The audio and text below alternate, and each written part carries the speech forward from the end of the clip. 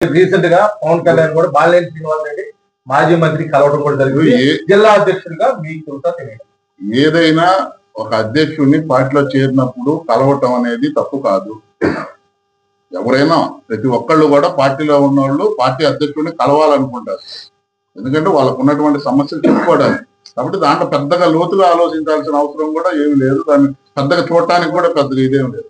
రాజకీయం చూడండి, అది నేను అదే అంటున్నాను.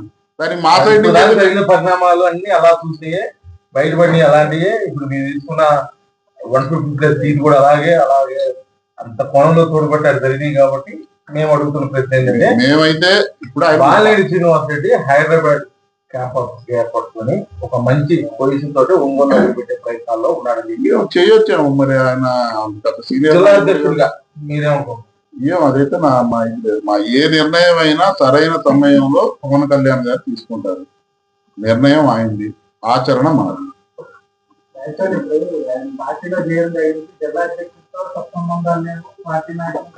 అది ఆయన అడగండి, నన్ను అడిగితే కాదు కదా. ఇప్పుడు ఆయన అడగాలి. ఇప్పుడు ఎన్డీఏ కూటమి ఉంది కాదండి, నేను చెప్తున్నా. ఎన్డీఏ కూటమి ఉంది. పవన్ కళ్యాణ్ గారు ఎన్డీఏతో కలిసి వెళ్ళమన్నారు. జిల్లా అధ్యక్షుడిగా నా బాధ్యతగా ఎన్డీఏ ఉన్నటువంటి పార్టీలతో నేను సమన్వయం చేసుకుంటున్నాను లేదా అనేది నా బాధ్యత. అది ఆయన అడగాల్సిన ప్రశ్న. నన్ను అడిగితే నేనేం సమాధానం చెప్పేది?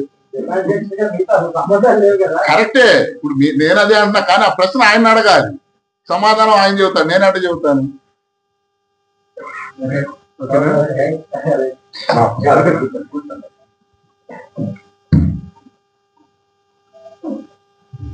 ఏదైనా ఇంకోటి కూడా మీడియాలో ఈ మధ్యకాలంలో వస్తున్న ఈ జిల్లా అధ్యక్షుడు మారుస్తా అనేది కూడా ఇదే అవాస్తవాలు.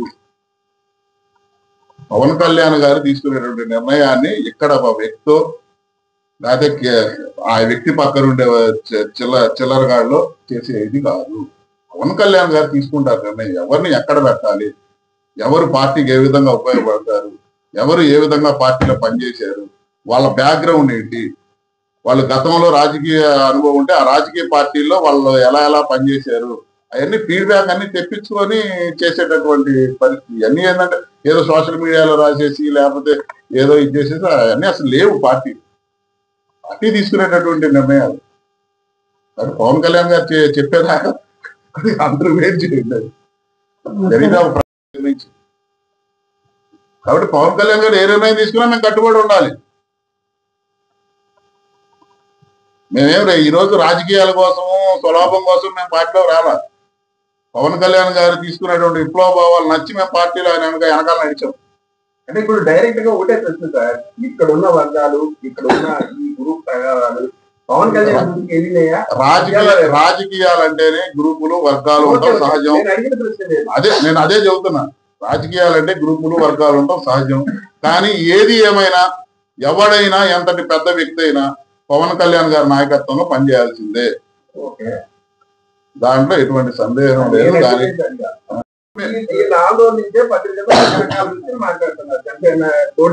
ఇప్పుడు మాట్లాడుకునేది అది మీకు తెలియాలి. ఇప్పుడు మీరు వెళ్ళేటప్పుడు కూడా అతనికి ఏముంది, జిల్లా అధ్యక్షుడా కాదా లేకపోతే ఏంటి అనేది అది మీరు తెలుసుకొని వెళ్ళాలి. నేను దానికి ఇది కాదు కదా, ఎవడో పిలుస్తాడు, ఎవడో చేస్తాడు, దానికి మేమెట్లా వచ్చినాం. ఇప్పుడు సరే రేపు 5వ తేదీ ఒక 18 మంది చదువుతున్నారు, బ్యాలెన్స్ జాయిన్ చేస్తున్నారు అనుకోండి. మా వాళ్ళు అడిగిన అందరూ అడిగిన ఒకటే ప్రశ్న, దానిలో మీకు సంబంధం ఉండదా ఉండదా? మీ పార్టీ మిమ్మల్ని పార్టీ పట్టించుకుంటుందా? పార్టీ ఎందుకు పట్టించుకోదు? అది పార్టీ ఎప్పుడు ప్రతి ఒక్కళ్ళని కూడా పట్టించుకునేది. పార్టీలో ఎటువంటి ఇది లేదు. పార్టీ ఎవరిని వదిలేది కాదు. మేము పార్టీ మనుషులు కాబట్టి పార్టీ మమ్మల్ని వదిలేసిద్ది అంటారు.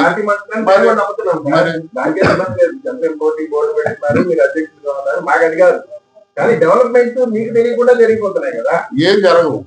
18 మంది కౌన్సిలర్ వెళ్తున్నారని అంత గొడవ జరుగుతుంది. సమాచారం లేదా? అవును, పార్టీ సమాచారం ఇస్తారు. ఇప్పుడు పార్టీ సమాచారం ఇస్తే నేను చెప్తా, ఏమో రేపు ఇచ్చిద్దేమో. ఇవాళ ఎంత తారీఖు? 2వ తేదీ. రేపు ఎల్లుండి ఇవ్వచ్చాము. నేనట్టా నేను అనలేదు అన్నమాట. రేపో ఎల్లుండి ఇవ్వచ్చు కదా. క్లారిటీ ఎంతమంది వస్తున్నారు అనేది క్లారిటీ రావాలి కదా. ఇప్పుడు 18 మంది అని మీరు అంటున్నారు, రేపు 14 మంది అయితే మరి అదే అవును రాలేదు. నాకు లేదు నేను ఉన్నదని ఎట్లా చెప్పేది? అబద్ధం చెప్పలేదు. ఆ సమాచారం లేదండి.